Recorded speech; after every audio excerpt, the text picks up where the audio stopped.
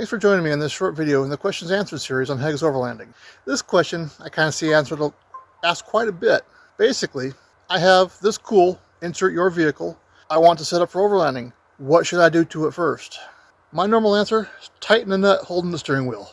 That nut is you.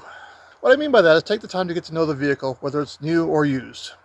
Make sure the maintenance and common repair items are up to date. Just jumping into modifications and whipping out the credit card may lead to decisions that may discourage rather than excite you.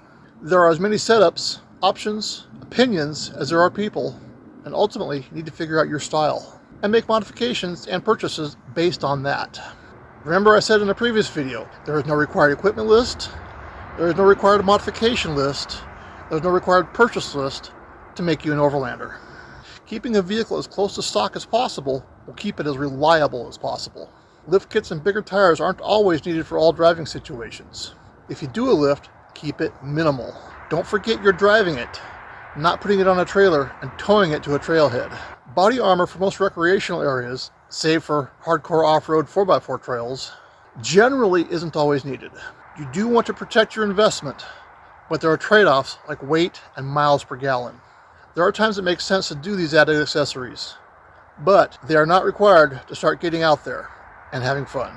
Get out and challenge yourself. See what you and your rig are capable of. Then if you want to get into more challenging areas, start considering armor. What would I recommend to change on your vehicle? A bit more aggressive of a tire than the manufacturer installed. I would stick to something in the all-terrain type of tire, as mud tires tend to be a bit overkill for fire roads and light trails that will likely be seen. Also, they should have better off-road manners and be less noisy and last longer compared to mud tires, especially on the pavement where a lot of miles will likely happen. And start with the same size tires as stock, or as close to, if possible, to prevent fitment issues. As you get off the road more often, recovery points could become worthwhile.